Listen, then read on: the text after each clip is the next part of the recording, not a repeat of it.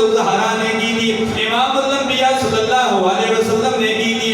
جب ایسی تربیت ہو تو اسی لیے تو جب ایسی تربیت تھی اسی لیے تو امام حسن نے فرمایا میں اپنی قربانی دیتا ہوں، محمد مصطفیٰ صلی اللہ علیہ وسلم اپنے نانا جان کی جو امت ہے اس کو فساد سے بچانا چاہتا ہوں، خون ریزی سے بچانا چاہتا ہوں۔